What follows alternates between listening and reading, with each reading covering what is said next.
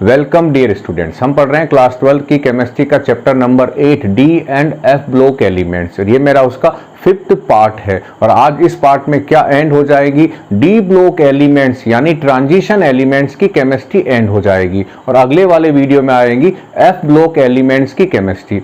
आज बच्चों इस वीडियो में हम क्या लर्न करने वाले हैं, remaining properties of transition elements. जो ट्रांजिशन एलिमेंट्स की हमारे पास बची हुई प्रॉपर्टीज है, हम उसकी स्टडी करने वाले हैं और ये प्रॉपर्टीज बहुत काम की है।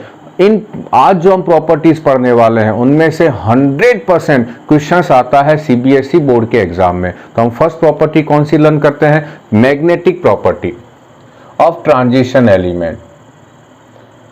मैग्नेटिक प्रॉपर्टीज, तो जितने भी सब्सटेंसेस है उनका एक्सटर्नल मैग्नेटिक फील्ड में किस तरह का बिहेवियर होता है, उसके बेसिस पर जितने भी मैटर हैं उनको हमने 5 पार्ट में डिवाइड किया है, लेकिन उनमें से 3 पार्ट को हम यहां लेके आते हैं। फर्स्ट कौन सा है, क्या है, on the behaviour of, on the basis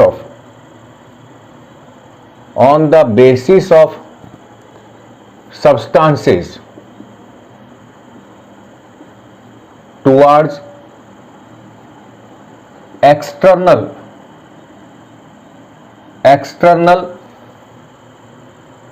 magnetic field, external magnetic field, they can be classified as, total 5 है क्लासिफाइड एज, लेकिन ट्रांजिशन एलिमेंट्स में हम 3 ही पढ़ने वाले हैं। फर्स्ट कौन से हैं, जिन्हें हम कहते हैं फेरोमैग्नेटिक सब्सटेंसेस। कौन से मैटर या कौन से सब्सटेंसेस या कौन से ट्रांजिशन एलिमेंट्स फेरोमैग्नेटिक होंगे, दोज एलिमेंट्स या दो सब्सटेंसेस विच शो ग्रेट और strong attraction towards external magnetic field. External magnetic field में जो बहुत ज्यादा स्ट्रॉन्ग अट्रैक्शन शो करते हैं उन्हें आप एक बार मैग्नेट के एक्सटर्नल मैग्नेटिक फील्ड में लेके जाओ और उसके बाद वहां से हटा लो, तो ऐसे सब्सटेंसेस में परमानेंट मैग्नेटिक कैरेक्टर्स आ जाते हैं। यदि आपने मैग्नेटिक फील्ड हटा लिया फिर भी वो जो सब्सटेंस है, वो जो ट्रांजिशन मेटल है, वो मैग्नेट की तरह बिहेव करती है। तो होता क्या है, बाद में ये क्या बन जाते हैं, परमानेंट मैग्नेट। कब, after removal of external magnetic field को रिमूव कर लोगे उसके बाद भी ये मैग्नेट की तरह बिहेव करते हैं। ये तो कौन होंगे हमारे पास, फेरोमैग्नेटिक सब्सटेंस होंगे। सेकंड कौन सा है हमारे पास, पैरामैग्नेटिक सब्सटेंसेस। ये कौन से होंगे, those substances which weekly attract towards external magnetic field. जो वीकली अट्रैक्ट होते हैं लेकिन अट्रैक्ट होते हैं उन्हें हम किस में कंसीडर करते हैं, पैरामैग्नेटिक में। और थर्ड हमारे पास क्या है, डायामैग्नेटिक। डायामैग्नेटिक कौन होंगे, दो substances which show repulsion with external magnetic field. वो सारे सब्सटेंसेस जो एक्सटर्नल मैग्नेटिक फील्ड में रखने पर उस फील्ड के साथ रिपल्शन शो करते हैं उन्हें हम किस में कंसीडर करेंगे, डायामैग्नेटिक में। लेकिन हम ट्रांजिशन एलिमेंट्स में 2 मैग्नेटिक प्रॉपर्टी पे फोकस करने वाले हैं, पैरामैग्नेटिक और डायामैग्नेटिक। तो मैं यहां टॉप से फेरो को रिमूव कर देता हूं बच्चों, एक बार ये वाला पोर्शन। अब आते हैं कौन से ट्रांजिशन एलिमेंट्स या उनके कंपाउंड्स डाया होंगे और कौन से पैरा होंगे, उनकी कंडीशंस क्या है। तो पैरा के लिए क्या कंडीशंस है, पैरा मैग्नेटिक कौन होते हैं, para magnetic those transition elements में आ जाते हैं, दोज ट्रांजिशन एलिमेंट्स या उनके आयंस विच हैव वन और मोर अनपेयर्ड इलेक्ट्रॉन्स, अनपेयर्ड इलेक्ट्रॉन्स जिनमें हैं वो कैसे होंगे, वो पैरा मैग्नेटिक होंगे। और यदि डाया में क्या होगा, डाया में यदि सारे इलेक्ट्रॉन्स पेयर्ड हो जाएं, डाया मैग्नेटिक में क्या होगा, ऑल इलेक्ट्रॉन्स आर पेयर्ड। यदि किसी ट्रांजिशन एलिमेंट्स या उसके आयन में सारे इलेक्ट्रॉन्स कैसे हैं, पेयर्ड हैं, तो वो कैसा होगा, डाया मैग्नेटिक होगा। या मैं क्या लिख दूं, नो अनपेयर्ड इलेक्ट्रॉन्स, उसमें अनपेयर्ड इलेक्ट्रॉन्स नहीं होंगे। तो ये तो हुआ पैरा और डाया मैग्नेटिक में डिफरेंस। अब आते हैं कि ये डाया मैग्नेटिक और पैरा मैग्नेटिक कैरेक्टर्स क्यों आते हैं ट्रांजिशन एलिमेंट्स में, क्या होता है ट्रांजिशन एलिमेंट्स में, तो हम लोग समझते हैं बच्चों। ये हमारे पास एक टिपिकल एटम का डायग्राम है और मान लेता हूं कि इस एटम के अंदर 3 सेल हैं और जो थर्ड सेल है वहां 3D है और 3D में इलेक्ट्रॉन है। ये जो इलेक्ट्रॉन है ये इस न्यूक्लियस के चारों ओर 2 तरीके से मूवमेंट करता है। इस इलेक्ट्रॉन्स का जो मूवमेंट है, ये इलेक्ट्रॉन कैसा है, नेगेटिव चार्ज पार्टिकल है ये, और ये क्या करेगा, मूवमेंट करेगा। कितने तरह का है, there are two type rotation of electron. First हमारे पास कौन सा है, फर्स्ट रोटेशन को हम कहते हैं spin rotation, spin rotation of electron. और सेकंड हमारे पास कौन सा है, सेकंड को यहां लिख देता हूं orbital motion of electron.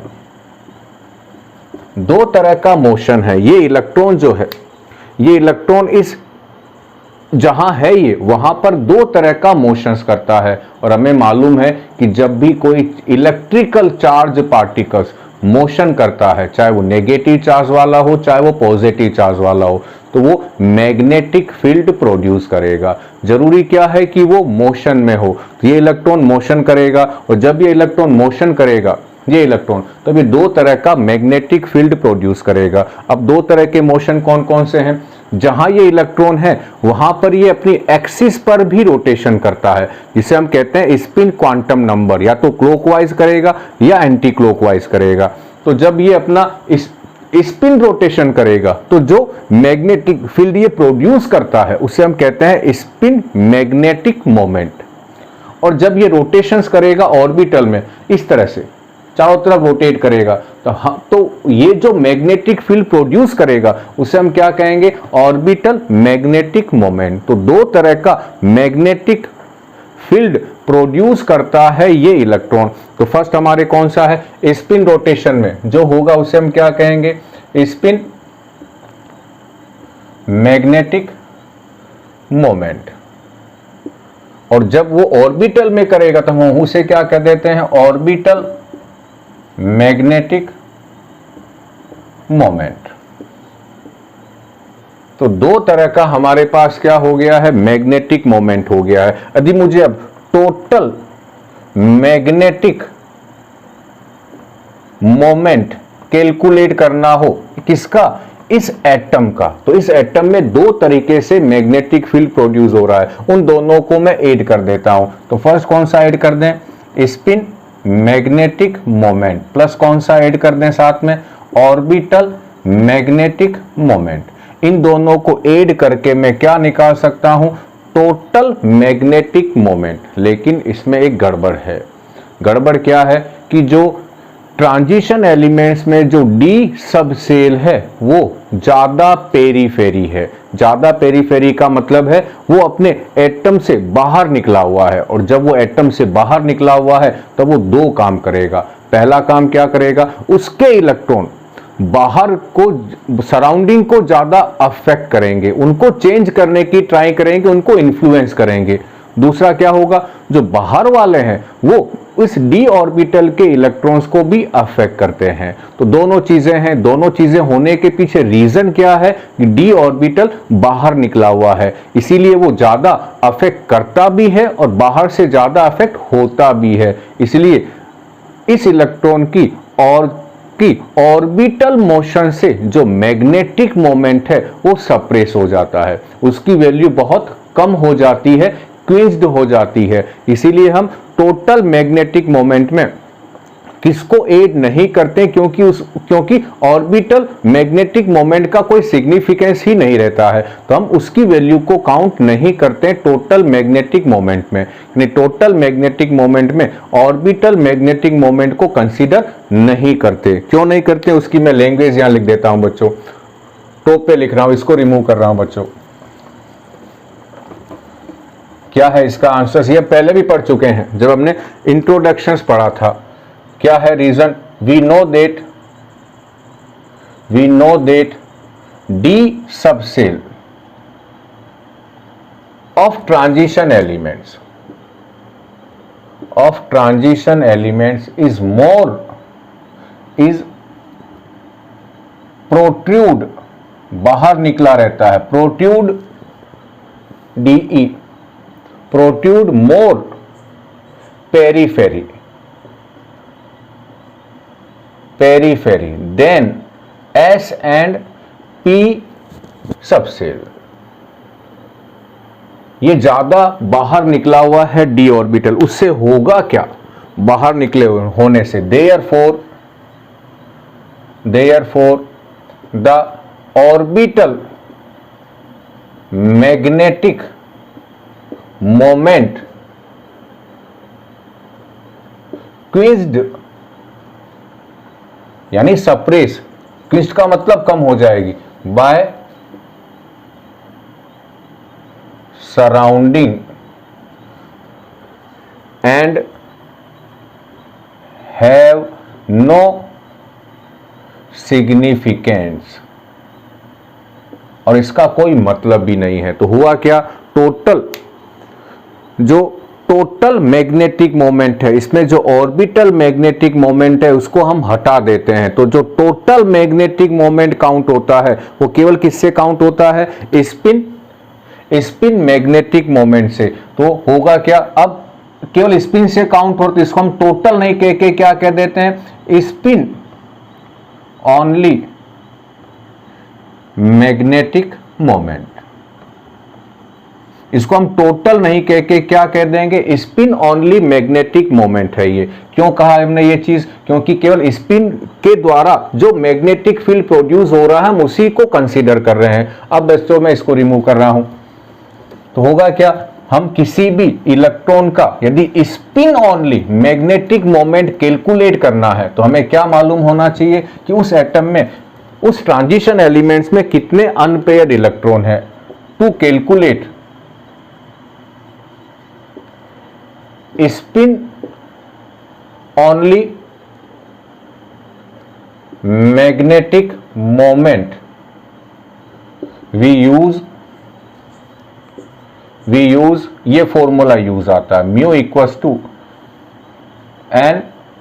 n+2, और इसकी यूनिट है bore magneton.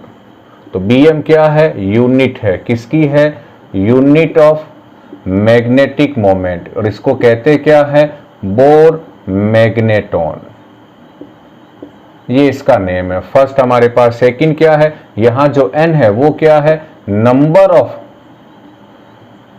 Unpaired electron in atom oblique ion, जो हमारे पास है, जिसका हम मैग्नेटिक मोमेंट चेक करने वाले हैं, वो है हमारे पास, उसमें कितने अनपेयर्ड इलेक्ट्रॉन है, उस चाहे वो एटॉमिक फॉर्म में हो चाहे आयोनिक फॉर्म में हो। और ये क्या है, spin only magnetic moment, spin only magnetic moment है ये। अब मैं कुछ एग्जांपल लेता हूं और उस एग्जांपल से शो करता हूं कि हम कैसे कैलकुलेट करते हैं। तो पहला हम एग्जांपल ले लेते हैं स्कैंडियम का, scandium Sc। Atomic number 21, electronic, जब तक आप इलेक्ट्रॉनिक कॉन्फ़िगरेशंस नहीं लिखोगे तब तक आप नंबर ऑफ अनपेयर्ड इलेक्ट्रॉन्स को कैलकुलेट नहीं कर सकते। तो ये लिखा हमने आर्गन, कितना हो गया आर्गन का? आर्गन का हो गया हमारे पास 18, 18 के बाद क्या आएगा 4s2 20 और ये आया 3d1। ध्यान रखना 3d1 को पहले ही लिखना, बाद में लिख दिया तो आप गलती से क्या काम करोगे, 3d में से इलेक्ट्रॉन्स को बाहर निकाल दोगे, जबकि इलेक्ट्रॉन पहले 4s से बाहर जाएंगे। ये अब इसमें कितने अनपेयर्ड हैं तो आपको इस d ऑर्बिटल का इस तरह से डायग्राम बनाना पड़ेगा, तो फिर आप गलती कर जाओगे। डी में कितने इलेक्ट्रॉन है 1, इसका मतलब एस के दोनों इलेक्ट्रॉन तो पेयर्ड है और आर्गन के सारे इलेक्ट्रॉन्स, आर्गन तक के सारे इलेक्ट्रॉन्स भी पेयर्ड होंगे। तो एक क्या है इसके पास अनपेयर्ड इलेक्ट्रॉन, एन बराबर वैल्यू क्या आई 1 आई। तो फॉर्मूला लगाओ म्यू इक्वल्स टू 1 प्लस 2, तो क्या वैल्यू आई, ये 1 है तो यहाँ n की वैल्यू 1 आ गई, ये 3 और ये हो गया √3। √3 की वैल्यू हमें मालूम है 1.73, पीछे क्या लगा देंगे यूनिट, बोर मैग्नेटॉन। ये हो गया है स्कैंडियम जो ट्रांजिशन एलिमेंट्स है उसके मैग्नेटिक मोमेंट की वैल्यू। मान लो इसी स्कैंडियम के ऊपर प्लस के 3 चार्ज आ जाते तो क्या होता, प्लस के 3 चार्ज आने का मतलब इस स्कैंडियम ने 3 इलेक्ट्रॉन्स लूज कर दिए हैं। तो कौन कौन से लूज हो गए, ये एस के दोनों चले गए और ये डी का भी चला गया। तो स्कैंडियम किसके इक्वल हो गया है, आर्गन के इक्वल, और इसमें डी इलेक्ट्रॉन कितने हैं 0 हैं। तो ये कैसा होगा, ये होगा डायामैग्नेटिक। और ये कैसा था, स्कैंडियम कैसा था, पैरामैग्नेटिक। तो आप यहां 2 काम कर सकते हैं, पैरा डाया कैसा है ये पता लगा सकते हैं, यदि वो पैरा है तो साथ में आप क्या मेजर कर सकते हैं, उसका स्पिन ओनली मैग्नेटिक मोमेंट। अब बच्चों आपके सामने देखो एक टेबल आ रही है, इस टेबल में बहुत सारे आयंस हैं और हर एक आयंस के आगे उसका कॉन्फ़िगरेशन लिखा हुआ है। उसके बाद उस कॉन्फ़िगरेशंस में उसमें कितने अनपेयर्ड इलेक्ट्रॉन्स हैं वो मेंशन किया हुआ है, और उसके बाद 2 तरह का मैग्नेटिक मोमेंट है। एक कैलकुलेट है जो ये फॉर्मूला लगा के अप्लाई करके निकाला गया है, और दूसरा जो है वो एक्सपेरिमेंटली कैलकुलेटेड है। ये ऑब्जर्व्ड वैल्यू है और दोनों लगभग सेम है। तो क्या खत्म हुई बच्चों, हमारे पास मैग्नेटिक प्रॉपर्टी खत्म हुई। अब हम चलते हैं सेकंड प्रॉपर्टीज में। सेकंड प्रॉपर्टीज का नाम क्या है, सेकंड प्रॉपर्टीज है फॉर्मेशन ऑफ कलर्ड आयंस या कलर्ड कंपाउंड्स। इसको बच्चों मैं रिमूव कर रहा हूं। अब आ जाते हैं सेकंड प्रॉपर्टीज पर। ध्यान रखना बच्चों, आज जो हम प्रॉपर्टीज पढ़ने वाले हैं इनमें से कोई ना कोई क्वेश्चन आपके मेन एग्जाम में टपकेगा, आएगा ही आएगा। चलिए सेकंड प्रॉपर्टी हमारे पास क्या है, फॉर्मेशंस ऑफ कलर्ड आयन। इससे पहले एक और चीज मैं आपको समझा देता हूं, उसी की है मैग्नेटिक प्रॉपर्टी की। यदि किसी मेटल का कॉन्फ़िगरेशन D1 है, D2 है, D3 है, D4 है, D5 है, तो n कितने होंगे इसमें, नंबर ऑफ अनपेयर्ड इलेक्ट्रॉन। जैसे मान लो ये d ऑर्बिटल है 1 2 3 4 5, D1 है तो n की वैल्यू 1, D2 है तो n की वैल्यू 2, D3 है तो n की वैल्यू 3, D4 है तो n की वैल्यू 4, D5 है तो n की वैल्यू 5। तो 1 2 3 4 5। अब मान लो कि D6 में क्या होगा, पेयरिंग स्टार्ट हो जाएगी। ये पेयरिंग हो गई। D6 में जो ही यहाँ एक इलेक्ट्रॉन आया तो पीछे रिमेनिंग कितने इलेक्ट्रॉन्स बचे हुए हैं, 4 बचे हुए हैं। तो इसका मतलब D6 का जो मैग्नेटिक मोमेंट होगा वो D4 के इक्वल होगा। D7 में एक और यहाँ आ गया, पीछे कितने बचे हुए हैं, 3 अनपेयर्ड इलेक्ट्रॉन। तो D3 का जो मैग्नेटिक मोमेंट है वो D7 के इक्वल होगा। ऐसे D8 का D2 के इक्वल होगा और D9 का D1 के इक्वल होगा। D0 और D10 ये दोनों कैसे होंगे, ये डायामैग्नेटिक होंगे, डायामैग्नेटिक। और ये इन सब में कैसा होंगे, ये होंगे पैरामैग्नेटिक। तो पैरामैग्नेटिक होने के लिए क्या जरूरी है, यहीं से हमारे पास एक कंसेप्ट आ जाता है, n-1d में 1 से लेकर 9 इलेक्ट्रॉन हो, उस कंडीशन में वो कैसा होगा, वो पैरामैग्नेटिक होगा। और यदि ये कॉन्फ़िगरेशंस नहीं है तो वो डायामैग्नेटिक होगा। अब चलिए बच्चों चलते हैं फॉर्मेशन ऑफ कलर्ड कंपाउंड्स में। इसको बच्चों रिमूव कर देता हूं मैं। ट्रांजिशन एलिमेंट्स या उनके आयंस क्या बनाते हैं, कलर्ड आयंस बनाते हैं। तो सेकंड हमारे पास इस वीडियो की जो सेकंड प्रॉपर्टी है वो है formation of formation of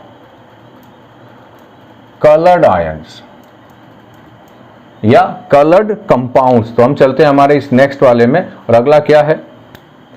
first, maximum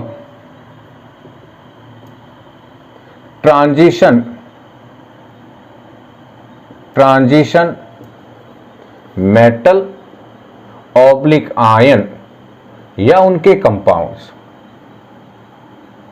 impart colour. अब अगला क्वेश्चन, ये कलर क्यों शो करते हैं, कलर शो क्यों करते हैं? तो सेकंड पॉइंट है, these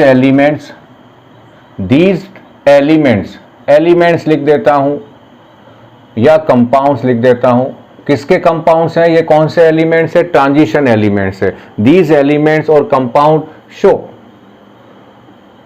फॉर्म्ड, शो नहीं, formed coloured ions due to. क्या रीजन है इसमें? दो रीजन है बच्चों। फर्स्ट क्या है हमारे पास? Incompletely filled n-1 D subshell. पहला रीजन क्या है कि जो इनका डी सबसेल है वो इनकम्प्लीटली फिल्ड है, यानी n-1 डी में कितने इलेक्ट्रॉन है? 1 से लेकर 9 तक हो, तो वो कलर्ड होंगे। इसका मतलब जिसमें 0 है, जिसमें इलेक्ट्रॉन 10 है, वो कैसे होंगे? ये होंगे कलरलेस। ध्यान रखना, और ये बच्चों बहुत बार क्वेश्चंस आता है। कौन कौन से कलरलेस हैं? तो फर्स्ट आते हैं वो एलिमेंट्स जो ट्रांजिशन एलिमेंट्स नहीं हैं, वो अपनी +2 ऑक्सीडेशन स्टेट में कलरलेस हैं। कौन कौन है? जिंक है 2+, इसके ठीक नीचे कौन आता है? कैडमियम 2+, इसके नीचे मर्क्यूरी 2+। ये सारे क्या हैं? इनमें D10 है, और ये सारे के सारे कैसे हैं? कलरलेस है। उसके अलावा दो और कौन है? Ag+ और Cu+। ये ठीक इनके पहले वाले एलिमेंट हैं। यहाँ चार्ज प्लस में 2 था, तो यहाँ चार्ज प्लस में 1 है। इनमें भी क्या है? D10 है। ये भी कैसे हैं? कलरलेस हैं। दो कंपाउंड है हमारे पास 3D सीरीज के, स्कैंडियम +3 और टाइटेनियम पे चार्ज क्या आ जाए? प्लस का 4, तो इनमें D0 है।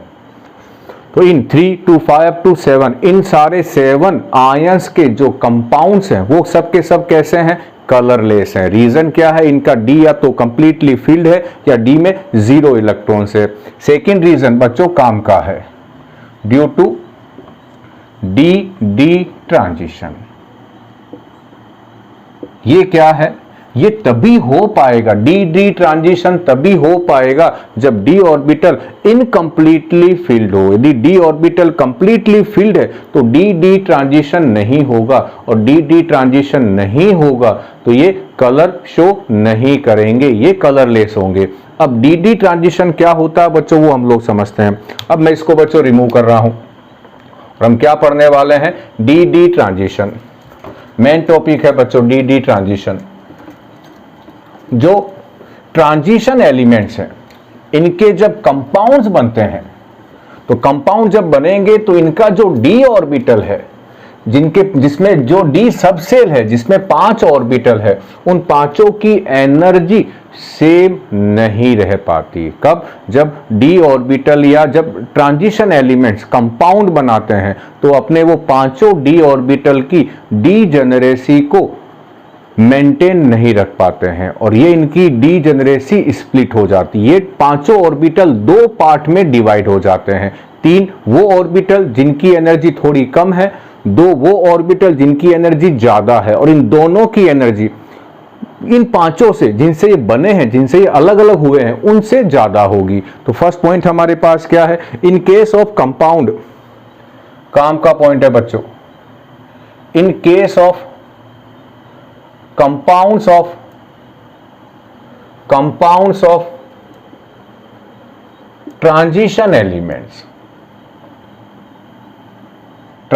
elements, the degeneracy of 5 d orbital split in twofold in twofold Eg and Eg उसका नाम है, एंड थ्री फोल्ड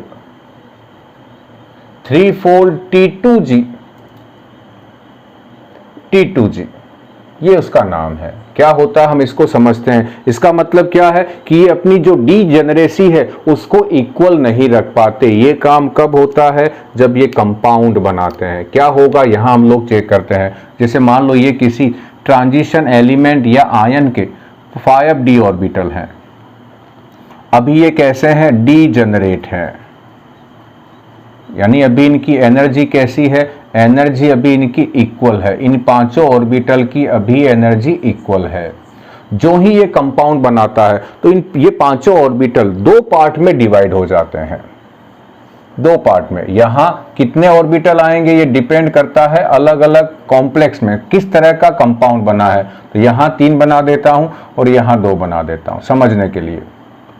और इन 2 ऑर्बिटल्स को कहते हैं Eg और इन तीन ऑर्बिटल को कहते हैं T2G। और इन दोनों की एनर्जी में क्या है बच्चों, ये गैप है। इसे कहते हैं या तो डेल O कहेंगे, यहां पर इसे डेल O कहेंगे। और इस O का मतलब क्या है, ऑक्टाहेड्रल है।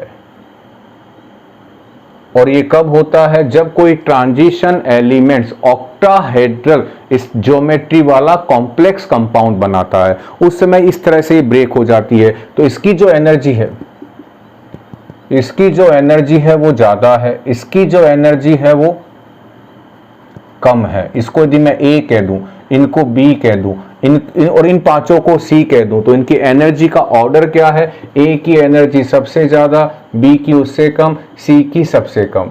इसका मतलब जो T2G है इसकी एनर्जी भी इनसे ज्यादा होती है। अब होता क्या है, तो पहला काम क्या हुआ, ये जो 5d ऑर्बिटल, जो d ऑर्बिटल के d सबसेल के जो 5 ऑर्बिटल थे, इनकी डीजेनरेसी ब्रेक हो गई। दूसरा काम, मान लो इस d ऑर्बिटल में यहां एक इलेक्ट्रॉन था, तो ये इलेक्ट्रॉन जब ये स्प्लिट हो जाएंगे तो ये कहां जाएगा, ये जाएगा लोअर एनर्जी वाले ऑर्बिटल्स में। तो ये इन दोनों में से कहां आएगा, ये यहां पर आएगा। मान लो ये इलेक्ट्रॉन यहां आ गया, यदि मैं आपसे पूछूं कि ये इलेक्ट्रॉन कहां पर है, तो हम कहेंगे ये T2G में है। अब मैं पूछूं T2G कहां से आया, तो हम कहेंगे ये d ऑर्बिटल से आया है, ये d सबसेल से आया है। अब मान लो ये इलेक्ट्रॉन यहां से यहां प्रमोट हो जाए, ये क्या काम करे, ये एनर्जी को एब्जॉर्ब कराए, एनर्जी को एब्जॉर्ब करे ये इलेक्ट्रॉन, और कहां से कहां प्रमोट हो जाए, T2G से Eg में प्रमोट हो जाए इस एनर्जी को एब्जॉर्ब करके। अब मान लो ये इलेक्ट्रॉन यहां से यहां आ गया, तो अब ये इलेक्ट्रॉन कहां है, अब ये Eg में है। Eg कहां से आया, d सबसेल से आया है। इसका मतलब ये इलेक्ट्रॉन कहां से कहां गया, एक d सबसेल से, जो एक d ऑर्बिटल से दूसरे d ऑर्बिटल में चला गया है, जबकि दोनों d ऑर्बिटल इसी d सबसेल के हैं। इसीलिए इस ट्रांजिशन का नाम क्या दिया गया है, d ट्रांजिशन। इसका नाम है d ट्रांजिशन, क्योंकि इलेक्ट्रॉन T2G जो d ऑर्बिटल से, जो d सबसेल से बना है, उससे Eg में चला गया, वो भी d सबसेल से ही बना है। तो यहां मैं लैंग्वेज क्या लिखता हूं, यहां लैंग्वेज है after splitting the d subshell क्या होगा, electron promote from one energy level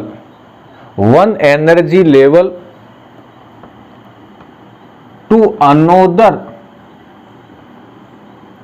energy level of d subshell. d subshell से तो प्रमोट हो रहे हैं ये, d subshell. Therefore this transition is called d transition.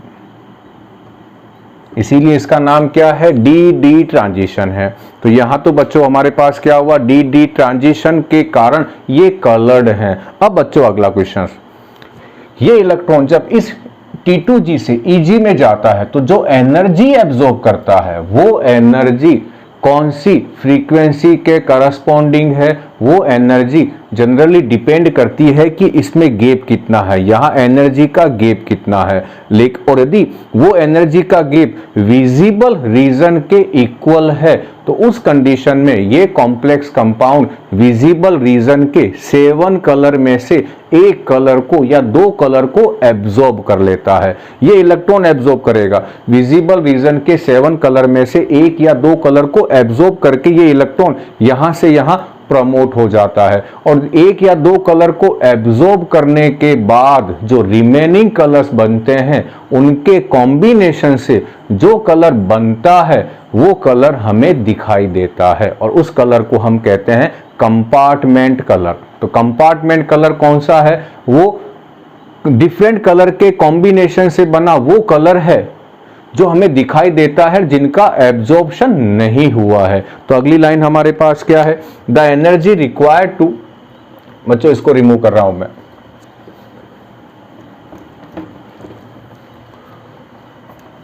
क्या है? द एनर्जी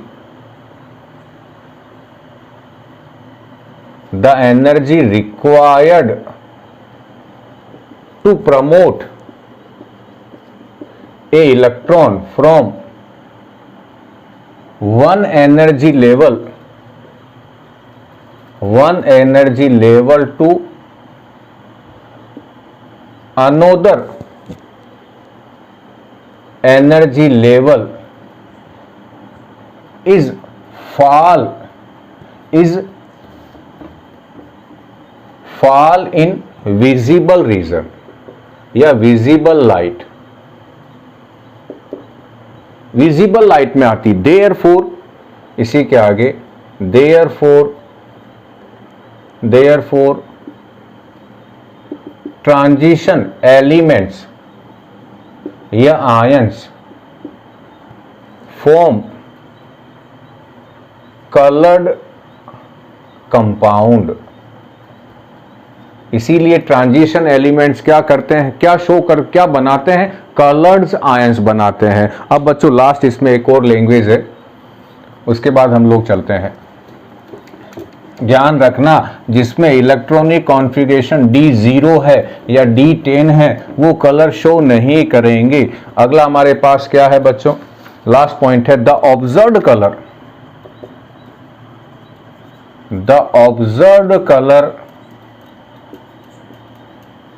क्या होगा? The observed colour of A compound.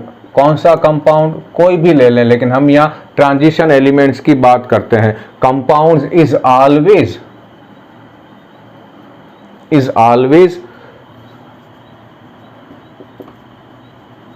Complementary colour. क्या होता है? मैं एग्जांपल दे देता हूं। मान लो कोई X कोई कंपाउंड है, कंपाउंड ऑफ ट्रांजिशन एलिमेंट, ये कोई कंपाउंड है, इसके ऊपर क्या आई? व्हाइट लाइट आई, ये व्हाइट लाइट है और ये क्या काम करता है? इस व्हाइट लाइट में से वोयलेट कलर को एब्जॉर्ब कर लेता है। क्यों करता है ये एब्जॉर्ब? ताकि इसमें क्या हो जाए? डी ट्रांजिशन हो जाए। और एब्जॉर्ब करने के बाद जो हमारे पास 6 कलर बचते हैं, इन 6 कलर के कॉम्बिनेशन से, इन 6 कलर के कॉम्बिनेशन से मान लो कि येलो कलर बना, येलो कलर, तो ये येलो कलर क्या कहलाता है? ये येलो कलर कहलाता है कंपार्टमेंट कलर। कंपार्टमेंट कलर, और उसी कलर का हमें वो कंपाउंड दिखाई देता है। ये कलर कौन सा है? ये हम जो ऑब्जर्व करते हैं वो ये कलर है। अब देखो बच्चों, ये समझ में आ गया होगा फॉर्मेशन ऑफ कलर कंपाउंड्स। अब देखें बच्चों, आपके सामने एक टेबल आ रही है। इस टेबल में आप देखोगे तो बहुत सारे आयंस लिखे हुए हैं और उनके पहले उनका इलेक्ट्रॉनिक कॉन्फ़िगरेशंस लिखा हुआ है, और इसी कॉन्फ़िगरेशंस के बेसिस पर हम क्या प्रिडिक्ट कर सकते हैं कि कोई आयन कलर्ड होगा या कलरलेस होगा। जैसे स्कैंडियम 3+ आयन, इसका कॉन्फ़िगरेशन 3D0 है तो ये कलरलेस है। टाइटेनियम 4+, इसका 3D0 है तो ये भी कलरलेस है। अब देखें D1, D1, D2, D3, D4, D5, D7, D8, D9, यहाँ तक देखें इन कंपाउंड के कोई ना कोई कलर है इनका। ये सारे कलरलेस नहीं हैं। अब एंड में आ जाएं, D10 जिंक 2+ और यहाँ क्या लिखा हुआ है, कलरलेस है। तो होगा क्या, कोई भी कंपाउंड कलर्ड है या नहीं है, ये डिपेंड किस पे करता है, उसमें जो ट्रांजिशन एलिमेंट्स है उसका इलेक्ट्रॉनिक कॉन्फ़िगरेशंस क्या है। अब जैसे मैं एक एग्जांपल ले लेता हूं, एग्जांपल लेते हैं कि Cu2Cl2 कलरलेस है, जबकि CuSO4 कलर्ड है। कौन सा कलर है इसका, ब्लू है। अब इसका रीजन हम कैसे देंगे, तो मैं यहाँ क्या लिखूंगा, Cu2Cl2 में Cu पे चार्ज क्या है, +1 और CuSO4 में Cu पे चार्ज क्या है, +2 है। तो मैं इन दोनों का क्या मेंशन कर दूं यहाँ पर, इलेक्ट्रॉनिक कॉन्फ़िगरेशंस। मैं ऊपर की तरफ का ये पॉइंट रिमूव कर रहा हूं बच्चों, और यहाँ मैं इन दोनों के कॉन्फ़िगरेशन को मेंशन कर देता हूं।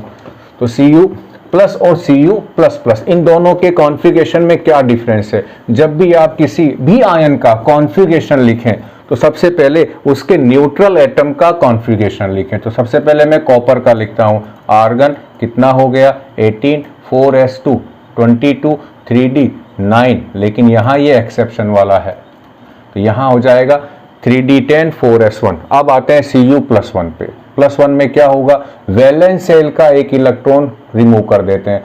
गलती से आपने इसको ऐसे लिख दिया, इसको यहाँ नहीं लिख के और यहाँ से इलेक्ट्रॉन उड़ा दिया, तो आप कहोगे कि Cu+ भी कलर्ड होगा। तो ये गलती बिल्कुल नहीं करें। यहाँ लिखते हैं 3d10।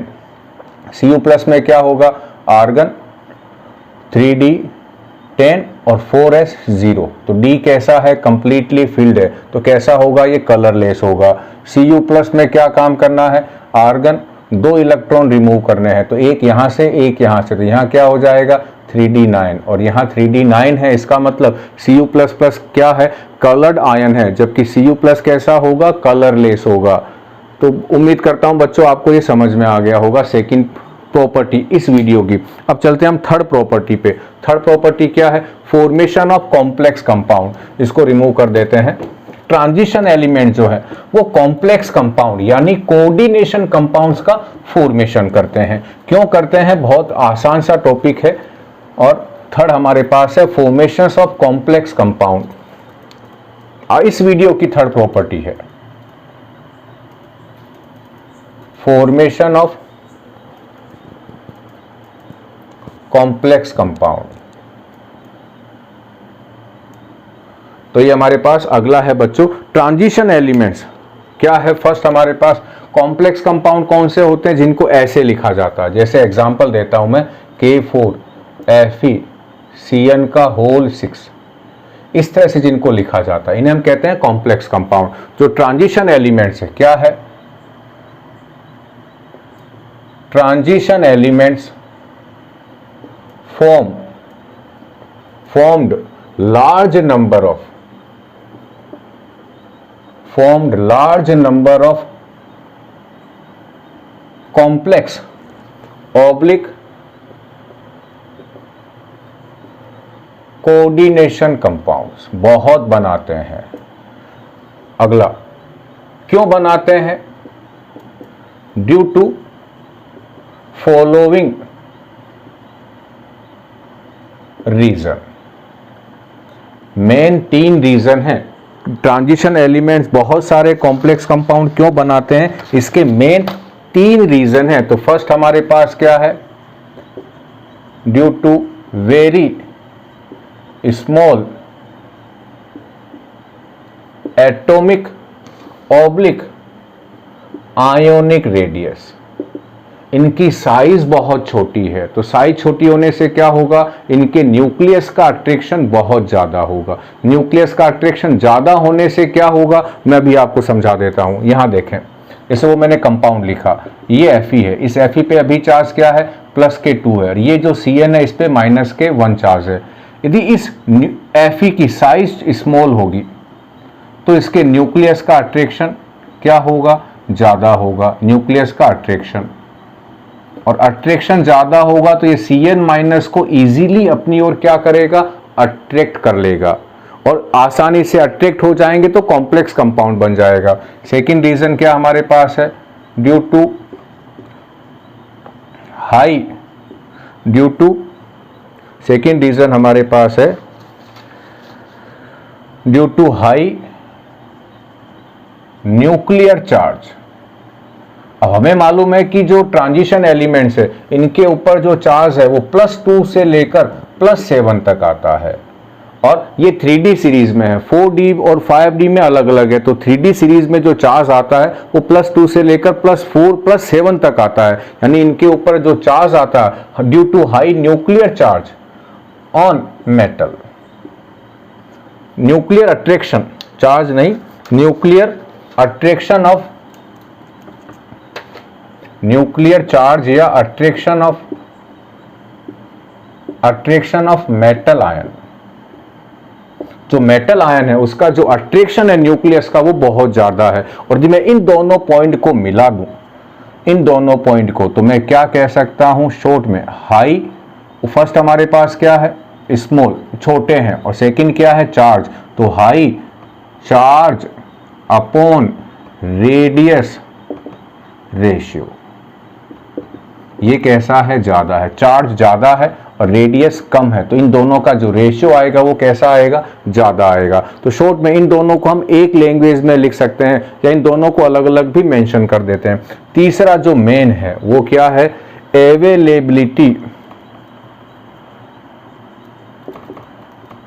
Availability of vacant D orbital,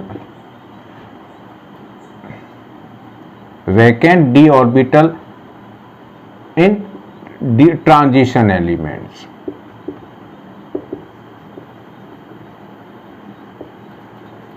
जो ट्रांजिशन एलिमेंट्स हैं इनके पास वैकेंट खाली डी ऑर्बिटल हैं। इनसे होने से क्या फायदा होगा, इनके होने से मान लो कि ये डी ऑर्बिटल हैं और ये कैसे हैं, वैकेंट हैं। मान लो कि ये डी ऑर्बिटल है, कैसा है, ये वैकेंट है, ये 5d ऑर्बिटल है। तो इन कॉम्प्लेक्स कंपाउंड में क्या होता है कि ये जो Cn है, ये Cn काम करता है एज ए लिगेंड, और ये लिगेंड क्या होते हैं हम अगले चैप्टर में पढ़ने वाले हैं। और ये लिगेंड क्या करते हैं, अपना लोन पेयर डोनेट करते हैं। लोन पेयर का मतलब क्या हुए, 2 इलेक्ट्रॉन, और इन 2 इलेक्ट्रॉन को गेन करने के लिए इस मेटल के पास क्या होने जरूरी है, खाली वैकेंट ऑर्बिटल चाहिए। कौन से वैकेंट हो, चाहे S हो, चाहे P हो, चाहे D हो, इनमें से इन ट्रांजिशन एलिमेंट्स के पास इजीली कौन से अवेलेबल हैं, D ऑर्बिटल्स अवेलेबल हैं, वो भी वैकेंट है। इसीलिए ये लिगेंड इनके साथ बॉन्ड बना लेती है, ये लिगेंड इनके साथ बॉन्ड बना लेते हैं। तो मेन रीजन क्या, हमारे पास 3 रीजन है। ट्रांजिशन एलिमेंट्स बहुत सारे कॉम्प्लेक्स कंपाउंड का फॉर्मेशन क्यों करते हैं, इसके ये 3 रीजन है बच्चों। उम्मीद करता हूं ये आपको समझ में आ गया होगा। अब चलते हैं हम लोग इसकी आज के वीडियो की अगली प्रॉपर्टी, और वो कौन सी है, कैटालाइटिक प्रॉपर्टीज। इसको रिमूव करता हूं बच्चों मैं। ट्रांजिशन एलिमेंट्स बहुत बढ़िया कैटेलिस्ट है। बहुत सारी रिएक्शन में आपने देखा होगा कि ट्रांजिशन एलिमेंट्स कैटेलिस्ट का काम करते हैं। अब अगला क्वेश्चन है ये क्यों करते हैं, इसके लिए इसके 4 रीजन हैं। तो फर्स्ट हम क्या काम पढ़ते हैं, अगली प्रॉपर्टी आज के इस वीडियो की 4th नंबर है, ये क्या है, कैटालाइटिक प्रॉपर्टीज। 4th प्रॉपर्टी इस वीडियो की क्या है, कैटालाइटिक प्रॉपर्टीज। क्या हमारे पास इसके अंदर है, मेनी ट्रांजिशन एलिमेंट्स, बहुत सारे transition elements different chemical reactions में कैटेलिस्ट का काम करते हैं। जैसे हम अभी एग्जांपल भी पढ़ते हैं, तो फर्स्ट हमारे पास क्या है, मेनी ट्रांजिशन एलिमेंट्स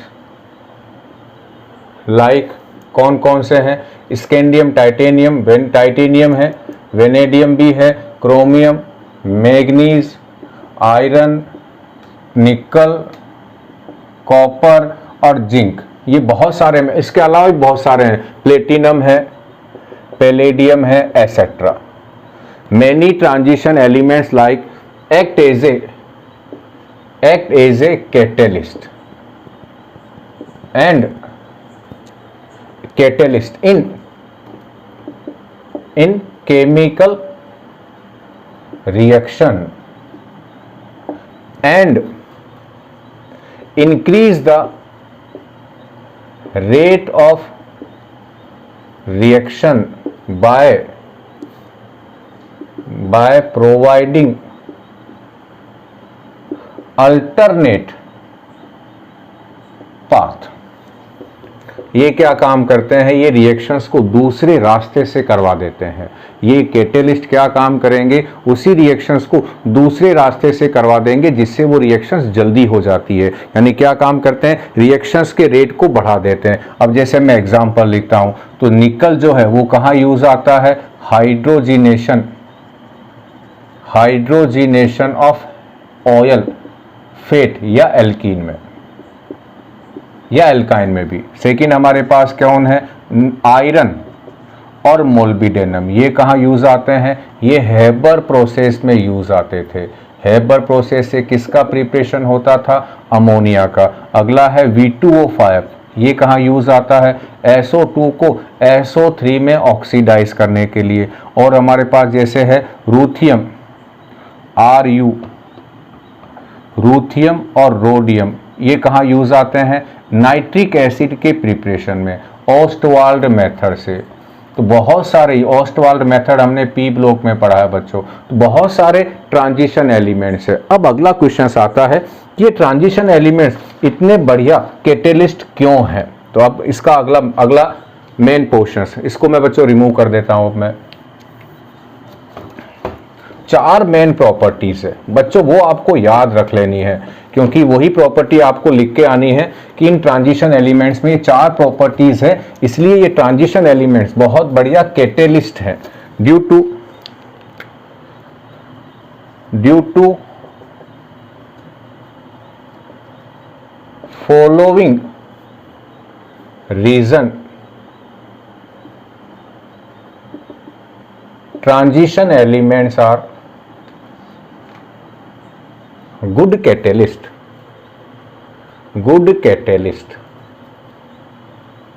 फर्स्ट क्या है, फॉर्मेशन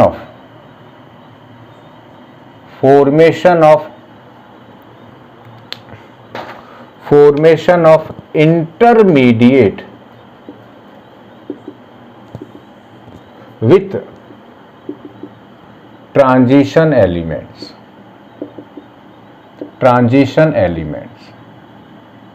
ये ट्रांजिशन एलिमेंट्स के साथ विथ रिएक्टेंट, ट्रांजिशन एलिमेंट्स नहीं विथ रिएक्टेंट, ये रिएक्टेंट के साथ कैटेलिस्ट की तरह काम करेंगे, लेकिन रिएक्टेंट्स के साथ रिएक्शंस करके क्या बना लेते हैं, इंटरमीडिएट बना लेते हैं। सेकंड क्या है, due to availability of d orbital है, इसलिए इंटरमीडिएट बना लेते हैं। थर्ड हमारे पास क्या है, शो, सबसे काम की property, show variable oxidation state. ये काम की प्रॉपर्टी है, ये वेरिएबल ऑक्सीडेशन स्टेट शो करते हैं। जैसे आयरन की ले लें तो +2 भी होती है और +3 भी होती है। क्रोमियम तो बहुत सारी शो करता है, +3 से लेकर +2 भी शो करता है, लेकिन ज़्यादा स्टेबल +3 से लेकर +6 तक शो करता है। तो वेरिएबल ऑक्सीडेशन स्टेट है। और फोर्थ नंबर, ये मेन 2 रीजन बच्चों ये है। और फोर्थ नंबर क्या है, large surface area. Surface area ज़्यादा होगा तो क्या होगा, सरफेस एरिया ज़्यादा होगा तो ज़्यादा रिएक्टेंट इसके कांटेक्ट में आएगा, और ज़्यादा रिएक्टेंट कांटेक्ट में आएगा तो ज़्यादा रिएक्टेंट की ये रेट ऑफ रिएक्शंस को इंक्रीज कर देते हैं। और यहाँ बच्चों आपको मालूम है कि यहाँ इन रिएक्टेंट का क्या होता है, एडजॉर्प्शन होता है। और एडजॉर्प्शन होने के बाद क्या रिलीज होती है, एडजॉर्प्शन एंथैल्पी रिलीज होती है, एडजॉर्प्शन एंथैल्पी। और इसी एनर्जी का ये रिएक्टेंट यूज कर लेते हैं, जिससे इनको बाहर से कम एनर्जी चाहिए, और बाहर से कम चाहिए तो रिएक्शन फास्ट हो जाती है। तो सरफेस एरिया जितना ज़्यादा होगा एडजॉर्प्शन उतना ज़्यादा होगा, एडजॉर्प्शन जितना ज़्यादा होगा एडजॉर्प्शन एंथैल्पी उतनी ही ज़्यादा होगी। तो ये 4 रीज़न है बच्चों कि ट्रांजिशन एलिमेंट्स बहुत बढ़िया कैटेलिस्ट क्यों है। अब बच्चों मैं यह एग्जांपल देता हूँ। एक रिएक्शन है SO2 यहाँ कौन काम आता है, V2O5, और यहाँ चेंज किस में करता है, इसको SO3 में। ये कैसे करता है, तो इसका फर्स्ट स्टेप क्या होता है, ये SO2 V2O5 से रिएक्शंस करता है और V2O5 का एक ऑक्सीजन यहाँ आ जाता है, तो ये SO3 बन गया प्लस V2O4 बन गया। यहाँ वेनेडियम पे चार्ज +5 है और यहाँ चार्ज +4 है। ये क्यों हो गया, क्योंकि वेनेडियम क्या शो करता है, वेरिएबल ऑक्सीडेशन स्टेट। और उसके बाद क्या होगा, ये जो V2O4 बना है ये एयर के साथ इजीली रिएक्शंस कर लेता है। V2O4 एयर के साथ रिएक्शंस करता है, यहाँ 2 लिख दें, और क्या बन जाता है 2V2O5। अब यदि मैं इन दोनों रिएक्शंस को ऐड कर दूं और एक काम क्या करूं, यहाँ 2 लगा दूं, यहाँ भी 2, यहाँ भी 2 और यहाँ भी 2, तो आप इनको जब बैलेंस करोगे तो ये रिएक्शंस वापस यहाँ आ जाएगी। ये पहला एग्जाम्पल है जिसमें वेनेडियम पेंटाऑक्साइड V2O5 कैटेलिस्ट का काम करता है। एक और रिएक्शन हमारे पास है और वो है आयोडाइड का ऑक्सीडेशन या सोडियम परोक्सो सल्फ्यूरिक एसिड या परोक्सो सल्फ्यूरिक एसिड या परोक्सो सल्फेट आयन। ये है बच्चों H2O8, इसे कहते हैं परोक्सो सल्फेट और ये आयन है। इसकी रिएक्शन किसके साथ करवा दें, I- के साथ। तो I- का क्या हो जाएगा, यहाँ पर I- का हो जाएगा ऑक्सीडेशन और बनेगा I2 और SO4 बनेगा। यहाँ कैटेलिस्ट कौन है, Fe3+ है और Fe3+ क्या काम करता है यहाँ पर, कैटेलिस्ट का। कैसे काम करता है वो हम समझते हैं। इसको रिमूव करता हूं बच्चों। Fe3- क्या काम करेगा, एक इलेक्ट्रॉन F- से गेन कर लेगा और खुद किस में चेंज हो जाएगा, Fe2+ में। तो देखें यहाँ इसके स्टेप्स क्या होंगे, 2 स्टेप में ये रिएक्शंस हो जाएगी। पहले स्टेप में क्या होगा, फर्स्ट स्टेप में ये जो I- है ये Fe3+ के साथ रिएक्शंस करेगा, ऐसे 2 Fe3+ और ये दोनों क्या काम करेंगे, इससे इलेक्ट्रॉन ले लेंगे दोनों के दोनों। तो I- किस में चेंज हो गया, I2 में, प्लस क्या बन गया 2Fe2+ और ये 2Fe2+ फिर रिएक्शंस करेंगे परोक्सो सल्फेट आयन से, परोक्सो डाई सल्फेट आयन से H2O8 और इसको ये क्या करेंगे, इसका रिडक्शंस हो जाएगा, सल्फर का रिडक्शंस हो रहा है यहाँ पर 2Fe3+ बन जाएगा प्लस साथ में क्या बन जाएंगे 2 सल्फेट आयन। इन दोनों रिएक्शंस को यदि मैं ऐड कर दूं, इन दोनों रिएक्शंस को यदि मैं ऐड कर दूं तो क्या क्या चीजें आपस में कैंसिल हो जाएगी, 2Fe से 2Fe2+ ये कैंसिल हो गए, यहाँ से अब और कौन कैंसिल हो रहा है, ये आपस में कैंसिल हो जाएंगे। तो पीछे क्या बचेगा 2I2, यहाँ 2 लिख दो 2I2 और यहाँ H2O8 और प्रोडक्ट साइड कौन बचा I2 और SO4 तो क्या बच्चों खत्म हुई तीसरी प्रॉपर्टीज। कौन सी थी तीसरी प्रॉपर्टीज, हम चौथी प्रॉपर्टीज कौन सी थी, कैटालाइटिक प्रॉपर्टीज। अब बच्चों आ रही है पांचवी प्रॉपर्टीज हमारे पास। पांचवी प्रॉपर्टीज में क्या है, फॉर्मेशन ऑफ इंटरस्टेशियल कंपाउंड्स। आसान सी प्रॉपर्टी है बच्चों, फॉर्मेशन ऑफ इंटरस्टेशियल कंपाउंड। तो ये हमारे पास कौन सी प्रॉपर्टी होगी, पांचवी प्रॉपर्टी। अब चलते हैं हम लोग पांचवी प्रॉपर्टी में इस वीडियो की, फॉर्मेशन ऑफ इंटरस्टेशियल कंपाउंड्स।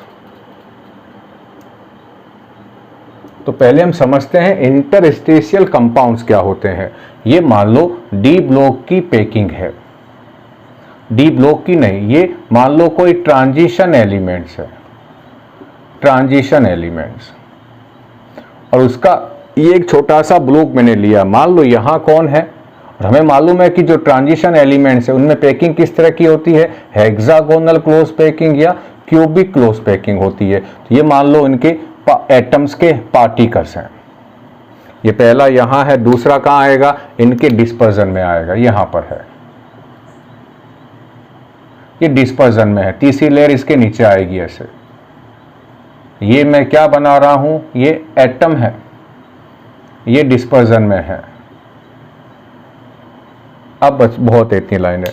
अब इनके डिस्पर्जन के बाद इन एटम के बीच में यहां पर क्या बचता है, वैकेंट स्पेस, वैकेंट स्पेस। जिसे हम कई बार क्या बोल देते हैं, वॉइड्स, और हम मैक्सिमम टाइम क्या बोलते हैं उन्हें, इंटरस्टेशियल साइट कहते हैं हम इसे, इंटरस्टेशियल साइट। और इस साइट में क्या होता है कि जो स्मॉल एटम है, स्मॉल एटम्स जो जनरली नॉन मेटल है, स्मॉल एटम्स में भी कौन है, वो नॉन मेटल है। कौन कौन, boron, hydrogen, carbon, nitrogen, oxygen, get trapped in interstitial site and form interstitial compounds. बस यही है। ये जो इन ट्रांजिशन एलिमेंट्स की पैकिंग में जो वॉइड्स होती है, इसमें small atom boron, hydrogen, carbon, nitrogen, oxygen, इनमें से कोई एक आके वहां फंस जाता है, क्योंकि इनकी जो वॉइड्स की साइज है वो इन स्मॉल एटम के कंपेरेबल है। फंस जाते हैं, कहीं फंस गए कहीं नहीं फंसे, ऐसा नहीं है कि सब में फंसने जरूरी है, कहीं आ गए, कहीं किसी वॉइड्स में आ गए, किसी वॉइड्स में नहीं आए हैं। इसीलिए इनका जो फॉर्मूला बनता है ट्रांजिशन एलिमेंट्स का, और इनके वॉइड्स में आने के बाद वो फॉर्मूला एक ही मेटल में अलग अलग पीस में हो, तो वो उसके फॉर्मूले अलग अलग हो सकते हैं। यानी मान लो मेरे पास यहाँ आयरन है, ये एक और आयरन, ये एक और आयरन और ये एक और आयरन, ये चारों ब्लॉक आयरन के हैं।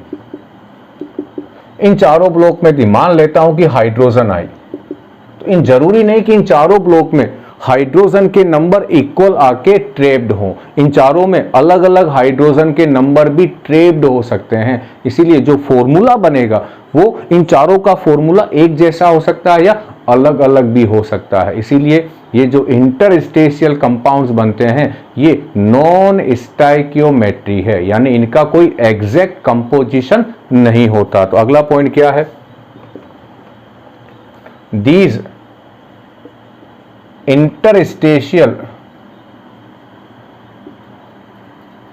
compounds are non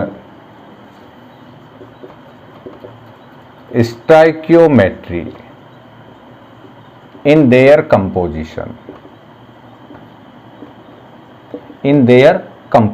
जैसे मैं एग्जाम्पल लिखता हूं कि एग्जाम्पल हमारे पास क्या है कि टाइटेनियम के साथ हाइड्रोजन कितनी आ गई, 1.7 आ गई। हमने पढ़ा है फर्स्ट चैप्टर में निकल के साथ ऑक्सीजन कितनी हो गई, 0.98 हो गई। तो इस तरह के कंपाउंड बनते हैं, इनको हम कहते क्या है, इंटरस्टेशियल कंपाउंड। और ये नॉन स्टाइकियोमेट्री है क्योंकि इनका कोई फिक्स्ड फॉर्मूला नहीं है। हो सकता है टाइटेनियम में कहीं ये फॉर्मूला हो जाए, हो सकता है कहीं फॉर्मूला ये हो जाए। यदि टाइटेनियम के हमारे पास अलग अलग पीस हैं तो उनमें हो सकता है कि इनके फॉर्मूले ये भी पॉसिबल हैं। तो ये नॉन स्टाइकियोमेट्रिक है, लेकिन इनके बनने से बहुत बड़ा फायदा होता है। फायदा क्या होता है, इस मेटल की कुछ फिजिकल प्रॉपर्टीज चेंज हो जाती है और वो चेंज होके वो हो जाती है जो हमें चाहिए, यानी हमारी जो डिजायरेबल प्रॉपर्टीज है उनमें ये बदल जाते हैं। तो कौन कौन सी प्रॉपर्टीज इनकी ऐसी है जो बदल जाती है, जो हमारे लिए बढ़िया है, मैं वो यहां मेंशन करता हूं। अब मैं टॉप का बच्चों रिमूव कर रहा हूं एक बार, तो क्या होगा, बहुत सारी ऐसी प्रॉपर्टी है इनकी जो बदल जाती है। तो in after formation of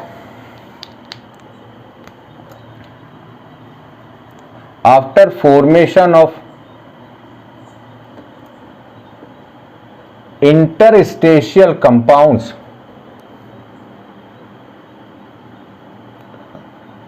a small change in physical properties of, physical में भी हो जाए होती है, थोड़ी बहुत केमिकल में भी होती है, यानी प्रॉपर्टीज में हम लिखते हैं change in properties of transition element as follow. क्या क्या चेंजेस हो जाते हैं, फर्स्ट होता है कि ये हार्ड हो जाते हैं, हार्ड एंड रिजिड हो जाते हैं।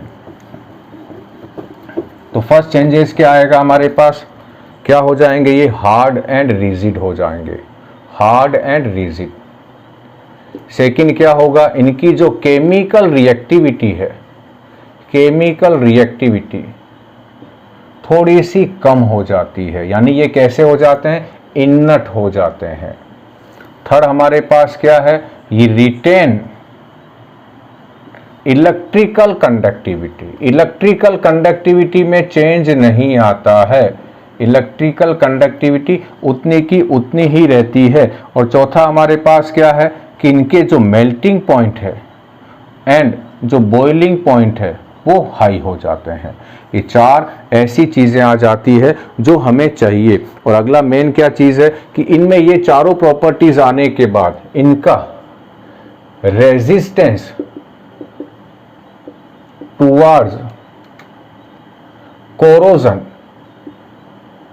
इंक्रीज हो जाता है, यानी इन पे अब इजीली कोरोजन नहीं आता है। तो ये बेसिक चीजें हैं, इनकी रिएक्टिविटी कम हो जाती है। जैसे बोरोइड है, जैसे एक एग्जांपल है बोरोइड, हार्डनेस की बात करें, जो बोरोइड है, बोरोइड कब बनते हैं, जब ट्रांजिशन एलिमेंट्स में कौन आ जाए, बोरोन आ जाए इंटरस्टेशियल साइट पर। तो जो उसकी हार्डनेस है वो कई बार डायमंड से भी ज्यादा हो जाती है, डायमंड से भी ज्यादा हो जाती है। तो ये इनके फिजिकल या केमिकल प्रॉपर्टीज में जो चेंजेस आते हैं वो हैं। बच्चों क्या खत्म हुआ, इंटरस्टेशियल कंपाउंड्स। याद रखना क्या है इंटरस्टेशियल कंपाउंड्स, जब स्मॉल एटम ट्रांजिशन एलिमेंट्स की इंटरस्टेशियल साइट में आए और वहां आके ट्रेप्ड हो जाए तो जो कंपाउंड बनता है उसे हम कहते हैं इंटरस्टेशियल कंपाउंड्स।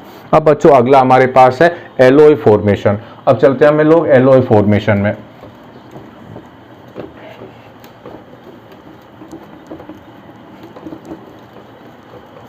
एलॉय फॉर्मेशन ज्यादा नहीं है, फर्स्ट आते हैं हम एलॉय क्या चीज है। तो एलॉय फॉर्मेशन में आ जाए 6 नंबर आज की प्रॉपर्टी का, एलॉय फॉर्मेशन क्या है हम इसको समझते हैं।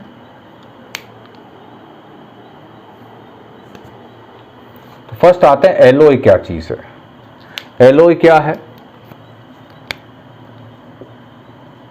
Alloy is a homogeneous mixtures है, मिक्सचर्स ऑफ 2 और मोर मेटल्स, या तो केवल मेटल्स हो सकती है और मेटल एंड नॉन मेटल ये होते हैं। तो एलॉय कैसे बनाते हैं, किन्हीं भी दो मेटल को लिक्विड में चेंज करके उनको मिक्स कर दो, या दो से ज्यादा मेटल्स भी हो सकती है, या दो से ज्यादा मेटल्स के साथ में क्या मिला दो, नॉन मेटल्स मिला दो। यदि एक ही मेटल आपके पास है उसमें भी हम क्या मिला सकते हैं, नॉन मेटल। तो एलॉय क्या है, होमोजीनियस मिक्सचर्स है, किनका है, दो या दो से ज्यादा मेटल या मेटल प्लस नॉन मेटल का मिक्सचर्स है। अगली चीज, एलॉय बनाते कौन है, ये काम का पॉइंट है बच्चों। अब जनरली हम किन किन को आपस में मिक्स कर सकते हैं, हम उनको आपस में मिक्स कर सकते हैं जिनकी एटॉमिक रेडियस में डिफरेंस 15% से ज़्यादा नहीं होना चाहिए, यानी जिनकी एटॉमिक रेडियस जितनी ज़्यादा सेम होगी हम उनको मिक्स करके बहुत बढ़िया एलॉय का फॉर्मेशंस कर सकते हैं। और हमने पढ़ा है कि ट्रांजिशन एलिमेंट्स में 3D से 4D आते हैं तब साइज में थोड़ा बहुत चेंजेस होता है, लेकिन 4D और 5D की एटॉमिक रेडियस ऑलमोस्ट सिमिलर है। इसका मतलब 4D और 5D सीरीज के एलिमेंट्स को मिक्स करके हम बहुत बढ़िया एलॉय का फॉर्मेशंस कर सकते हैं। इसके अलावा हम यदि अलोंग द सीरीज जाते हैं 3D में या 4D में या 5D में तो एटॉमिक रेडियस में बहुत ज़्यादा चेंजेस नहीं आता, इनकी एटॉमिक रेडियस 15% के क्राइटेरिया के अंदर आती है, यानी हम इनको भी मिक्स करके एलॉय का फॉर्मेशंस कर लेते हैं। तो अगला हमारा जो पॉइंट है वो क्या है कि एटॉमिक की एलॉय बनाने के लिए क्या कंडीशंस जरूरी है, ये हमारे पास है alloy are generally formed by mixing of those elements, चाहे वो मेटल हो चाहे वो नॉन मेटल हो, those elements which have less difference, कितना 15% या उससे कम हो, less difference in their atomic radius. और हमें क्या मालूम है कि 3D अलोंग द 3D जाओ या 4D जाओ या 5D जाओ, इनमें जो एटॉमिक रेडियस में जो चेंजेस होता है, a little change in atomic radius क्यों होता है? क्योंकि यहाँ तीन चीजें आपस में लड़ती रहती है, inter electronic repulsion, shielding effect और न्यूक्लियस का इफेक्टिव चार्ज। और हमें क्या मालूम है, 3D से 4D आओ तो साइज इंक्रीज होती है, एटॉमिक रेडियस इंक्रीज होती है, लेकिन 4D से 5D आओ तो एटॉमिक रेडियस लगभग कैसी रहती है? सेम रहती है, क्योंकि यहाँ क्या होता है, यहाँ होता है लेंथेनॉइड्स कॉन्ट्रैक्शन। इसीलिए इन दोनों की रेडियस कैसी है? सेम है। तो ट्रांजिशन एलिमेंट्स बहुत बढ़िया एलॉय क्यों बना लेते हैं? इसका मेन रीजन क्या है कि इनकी एटॉमिक रेडियस में बहुत ज़्यादा डिफरेंस नहीं है। अब अगला हमारे पास क्या है कि ट्रांजिशन एलिमेंट्स जब एलॉय बना लेते हैं तो इनमें फ़ायदा क्या होता है? इनमें फ़ायदा ये होता है कि इनकी we can introduce desirable properties by forming alloy. Alloy से फायदा क्या? हम जो चाहें वो हम इंप्योरिटीज इंट्रोड्यूस कर सकते हैं, जैसे सोल्डिंग वायर हम चाहते हैं कि ये जो है ये हार्ड भी हो, सोल्ड करने के बाद हार्ड भी हो और जल्दी से मेल्ट हो जाए, तो हम क्या करते हैं, हार्ड रखने के लिए टिन ले लिया, जल्दी मेल्ट हो जाए इसलिए अंदर क्या मिला दिया? लेड मिला दिया। इसी तरह से हमारे पास जो कमर्शियल आयरन है, जिसे हम रोट आयरन भी कहते हैं, रोट आयरन, उसमें हम क्या मिलाते हैं? आयरन के साथ कार्बन मिलाते हैं। ये कार्बन क्या है? यहाँ पर नॉन मेटल है। ये क्या काम करता है? इसकी हार्डनेस को बढ़ा देता है। तो बहुत सारे डिजायरेबल प्रॉपर्टीज को इंट्रोड्यूस करने के लिए हम क्या करते हैं? एलॉय का फॉर्मेशंस करते हैं। अब देखो बच्चों, आपके सामने एक टेबल आ रही है। इस टेबल में देखें बहुत सारे एलॉय हैं। तो सबसे ऊपर है ब्रोंज, जिसमें कॉपर, यहाँ साथ में कंपोजिशन भी है। ब्रोंज है, ब्रोंज के साथ कौन है? टिन है। फिर ब्रास है, यहाँ कॉपर और जिंक है। उसके बाद गन मेटल है। गन मेटल में देखें कॉपर और जिंक, वो दो तो वही है जो ब्रास के अंदर है, और एक इसमें ब्रास और ब्रोंज दोनों का कॉम्बिनेशन है बच्चों। गन मेटल जो है, जो ब्रास और ब्रोंज में है, उन दोनों का कॉम्बिनेशन है। जर्मन सिल्वर एक ऐसा एलॉय है जिसके नाम में तो सिल्वर है, लेकिन इसके कंपोजिशन में कहीं पर भी सिल्वर नहीं है। इसका कंपोजिशन भी किससे मिल रहा है? ब्रास से मिलता जुलता है, बस इसमें निकल और आ गया है। निकल, कॉपर, जिंक तीनों है। नाइक्रोम का वायर हमें मालूम है, हम लोग यूज लेते हैं फ्यूज के अंदर। इसमें है क्या हमारे पास? नाइक्रोम ही है। निकल, क्रोमियम और आयरन है। अल्निको में जो तीन एलिमेंट के सिंबल है, अल्निको, एल्यूमिनियम, निकल और कोबाल्ट है। इस तरह से हमारे पास बाकी बहुत सारे क्या है? ये एलॉय हैं। अब बच्चों हमारे पास एलॉय खत्म हुआ और आज का लास्ट टॉपिक पे हम चलते हैं, और वो क्या है? Formation of oxide by transition elements. ये आज के वीडियो का लास्ट टॉपिक है बच्चों। ऑक्साइड कैसे बनते हैं? जब ट्रांजिशन एलिमेंट्स की रिएक्शन किससे हो जाए? ऑक्सीजन से हो जाए, तो ये क्या बना लेंगे? ऑक्साइड। और ये बच्चों आज का लास्ट टॉपिक है हमारा, तो रिएक्शन विथ ऑक्सीजन या फॉर्मेशन ऑफ ऑक्साइड। आज का लास्ट टॉपिक बच्चों, वीडियो लंबा जरूर हुआ है, तो क्या है? फॉर्मेशन ऑफ ऑक्साइड कैसे बनते हैं, यहां पर आ जाए। जो ट्रांजिशन मेटल है उसकी एयर के साथ रिएक्शंस करा दो। जनरली ये रूम टेम्परेचर पे रिएक्शंस नहीं करते, तो थोड़ा सा आपको हीट सप्लाई करनी पड़ेगी। क्या बन जाएगा यहाँ पर? Metal oxide. अब ये मेटल ऑक्साइड क्या है? हमें मालूम है कि transition elements variable oxidation state show करते हैं। इसका मतलब ये वेरिएबल क्या बनाते हैं? Metal oxide. अलग अलग तरह के ऑक्साइड बनाते हैं। तो दूसरा, transition elements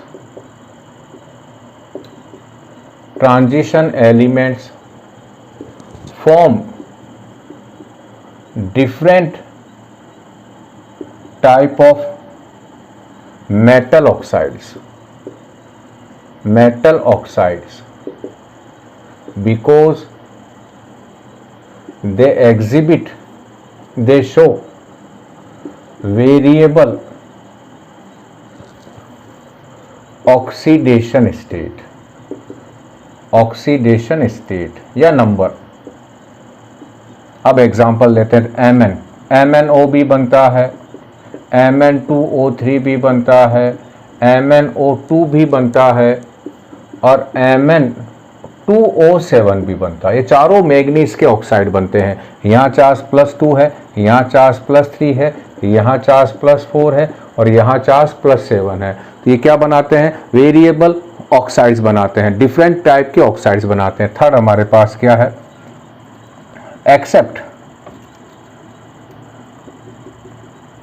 accept scandium all form MO type oxide. सारे के सारे MO टाइप के ऑक्साइड बनाते हैं, किसको छोड़कर?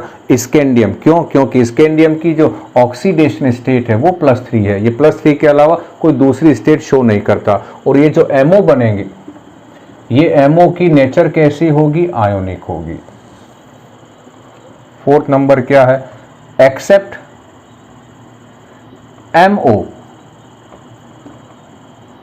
all other oxides are covalent in nature। सारे के सारे कैसे होंगे? कोवेलेंट होंगे नेचर में। अब अगला बच्चों पॉइंट, काम का पॉइंट है, वो क्या है? इनका बिहेवियर। ये एसिडिक है, बेसिक है कि एम्फोटेरिक है? अब बच्चों ये काम का है, यहां इसको ऊपर मेंशन कर देता हूं। क्या है? जनरली हमें क्या मालूम है कि मेटल कैसे होते हैं? बेसिक होते हैं। पांचवा point, we know that metal is basic in nature but in case of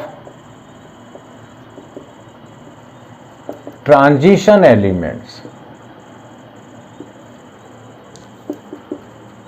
they form basic, acidic and amphoteric oxide. ये सभी तरह के ऑक्साइड बनाते हैं। क्या कंसेप्ट है?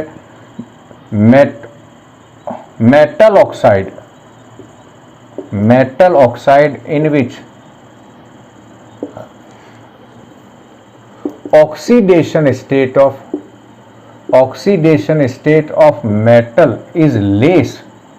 वो कैसे होंगे? वो होंगे बच्चों बेसिक होंगे, वो बेसिक होंगे। और सेम लाइन वापिस, सेम की सेम लाइन, थोड़ा सा चेंजेस है। Metal oxide in which oxidation state of metal is, second क्या लिख दूं? हाई लिख दूं, हाई यहां। तो वो कैसे होंगे? वो एसिडिक होंगे। तो थर्ड लाइन कौन सी हो जाएगी हमारे पास? थर्ड लाइन बिल्कुल सेम, इन दोनों के बीच की हो, यानी कैसे हो? वो मॉडरेट हो। लेस, यहाँ लेस है, यहाँ क्या है? हाई है, यहाँ हाइयर, यहाँ क्या है? बीच वाले हैं, ना तो लेस है ना हाई है। वो कैसे होंगे? वो एम्फोटेरिक होंगे, वो होंगे एम्फोटेरिक। इसका मतलब ट्रांजिशन एलिमेंट्स तीनों तरह के ऑक्साइड का फॉर्मेशंस करते हैं। एसिडिक भी बनाएंगे, बेसिक भी बनाएंगे और साथ में एम्फोटेरिक भी बनाएंगे। अब हम कुछ एग्जाम्पल चेक कर लेते हैं, वहाँ से हमें एक आइडिया मिल जाएगा। जैसे वेनेडियम है, पहले किसका एग्जाम्पल ले लें हम लोग? वेनेडियम का एग्जाम्पल ले लें। V2O3 है, V2O4 है और V2O5 है। ये कैसा है? ये बेसिक है, ये लेस बेसिक है तो ये भी बेसिक लेकिन कम है, और ये एम्फोटेरिक है। ये पहला, यहाँ चार्ज +3 है, यहाँ चार्ज +4 है और यहाँ चार्ज +5 है। ये पहला एग्जाम्पल। दूसरे एग्जाम्पल पे आ जाते हैं हम लोग अब क्रोमियम पे। क्रोमियम भी क्या बनाता है? 3 CrO3 या CrO। CrO, अगला कौन सा बनेगा इसका Cr2O3, और थर्ड कौन सा है CrO3, यहाँ पर है, यहाँ चार्ज +2 है, यहाँ चार्ज +3 है और यहाँ चार्ज +6 है। ये कैसा है, ये बेसिक है, ये एम्फोटेरिक है और ये एसिडिक है। इसी तरह से हम एक और लास्ट किसका एग्जांपल ले लें, मैग्नीज के ऑक्साइड का। MnO बेसिक है, Mn2O3 एम्फोटेरिक है या लेस बेसिक है। उसी तरह से इसका Mn2O7 कैसा है, एसिडिक है, और यहाँ Mn पे चार्ज +2, यहाँ +3 और यहाँ Mn पे चार्ज +7 है। तो क्या मालूम चलता है कि यदि किसी ट्रांजिशन मेटल के मेटल ऑक्साइड में मेटल की ऑक्सीडेशन स्टेट कम है तो वो बेसिक ऑक्साइड है, ज़्यादा है तो वो एसिडिक ऑक्साइड है। अब ये क्वेश्चन आता है कि ये एसिडिक ऑक्साइड क्यों है, क्या रीज़न है इसका। तो इसके दो कंसेप्ट है बच्चों, मैं इसको समझा देता हूँ आपको कि इसके दो कंसेप्ट हैं।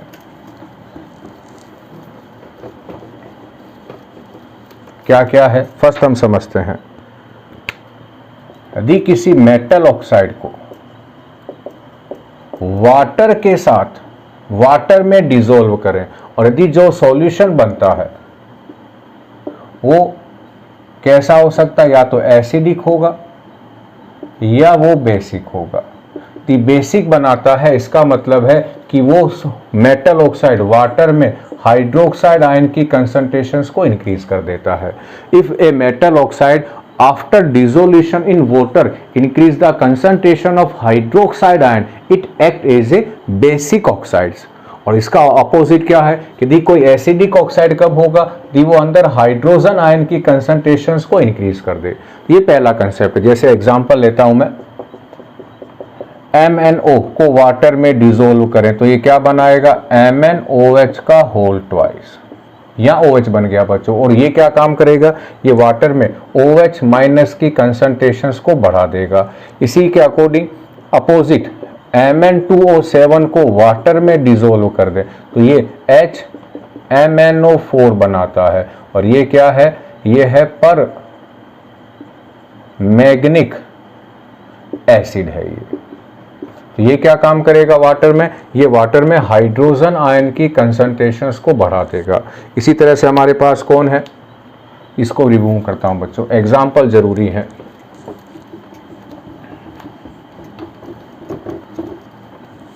इसी तरह से हमारे पास क्या है, क्रोमियम जो है, क्रोमियम ट्राईऑक्साइड जिसपे चार्ज +6 है, यहाँ +7 था तो यहाँ भी +7 ही है। इसको यदि वाटर में डिसॉल्व करते हैं तो ये क्या बनाता है, H2Cr2O7, H2Cr2O7। और ये क्या है बच्चों, ये है क्रोमिक एसिड, ये है डाइक्रोमिक एसिड, डाइक्रोमिक एसिड है ये। और ये डाइक्रोमिक पोटेशियम डाइक्रोमेट को हम लिखते हैं K2Cr2O7, तो ये वो पोटेशियम डाइक्रोमेट है और ये डाइक्रोमिक एसिड है। या क्या बन जाता है, K2CrO4, ये कौन है, ये है क्रोमिक एसिड, ये क्रोमिक एसिड। यहाँ पर भी चार्ज +6 है, यहाँ पर भी चार्ज +6 ही है। तो इनको हम वाटर में डिसॉल्व करते हैं तो ये क्या काम करेंगे, वाटर में डिसॉल्व करने के बाद हाइड्रोजन आयन की कंसंट्रेशंस को बढ़ा देते हैं, इसलिए ये कैसे हुए, ये एसिडिक हुए। इसके लिए एक और कंसेप्ट है बच्चों, यदि किसी मेटल पर पॉजिटिव चार्ज ज़्यादा है तो वो कैसा है, वो इलेक्ट्रॉन डेफिशिएंट हो गया है। क्योंकि पॉजिटिव चार्ज तभी ज़्यादा आएंगे जब उसके पास से इलेक्ट्रॉन दूर चले गए हैं, और पॉजिटिव चार्ज ज़्यादा है तो वो क्या करता है, शो करता है अट्रैक्शन टुवार्ड्स लोन पेयर। और यह अट्रैक्शन का या क्या कहते हैं, एक्सेप्ट करता है, एक्सेप्ट कर सकता है लोन पेयर को। और हमें मालूम है कि जो लोन पेयर एक्सेप्ट करते हैं उन्हें हम क्या कहते हैं, लेविस एसिड कहते हैं। ये तभी होगा जब इन मेटल पे पॉजिटिव चार्ज ज़्यादा हो तो ये इलेक्ट्रॉन डेफिशिएंट होंगे और लोन पेयर को एक्सेप्ट कर लेंगे। ये बच्चों क्या खत्म हुए हमारे पास, ऑक्साइड खत्म हुए। अब कुछ ऑक्सो एनायन भी है या ऑक्सो कैटायन। तो वेनेडियम के ऑक्सो एनायन और ऑक्सो कैटायन हम लोग, मैं आपको बता देता हूँ। एक बनता है VO4, दूसरा बनेगा VO4। इस पे चार्ज होंगे प्लस के 3, इस पे चार्ज होंगे माइनस के 3। ये कब बनता है? जब हम V2O4 को, जो कैसा था, V2O5 को, जो कैसा था, एम्फोटेरिक था, ये कब बनेगा? जब हम उसको कहाँ डिजोल्व कर दें? एसिड के अंदर। ये जब ये बेस में बनाएगा, ये दो ऑक्साइड बनाता है। कौन बनाता है? V2O5 बनाएगा। और यदि हम किसको डिजोल्व कर दें वाटर के अंदर, किसको डिजोल्व कर दें? V2O4 को। तो ये कैसा है? ये लेस बेसिक था। तो ये वाटर में नहीं, ये एसिड के साथ, ये एसिड के साथ रिएक्शंस करने पर VO2+ बनाता है। तो ये तो क्या है? ऑक्सो कैटायन है। ये ऑक्सो एनायन, ये ऑक्सो कैटायन है। ये 3 ऑक्सो आयंस बनते हैं V2O5 के। ये ध्यान रखना आप लोगों को कि जब भी कुछ आ जाए तो V2 वेनेडियम ही बना रहा है यहाँ पर, वेनेडियम का पेंटा ऑक्साइड और वेनेडियम का टेट्रा ऑक्साइड, ये दोनों ऑक्सो एनायन और ऑक्सो कैटायन बनाते हैं। और बच्चों इसी के साथ क्या खत्म हुआ हमारा? Chemistry of D block elements खत्म हो गई। और जो अगला वीडियो आएगा उसमें हम क्या पढ़ेंगे? Chemistry of F block elements. उम्मीद करता हूं बच्चों ये वीडियो आपको पसंद आया होगा। पसंद आने पर 3 काम जरूर करें, लाइक करें, सब्सक्राइब करें और इस वीडियो को अपने दोस्तों तक जरूर पहुंचाएं। थैंक यू बच्चों।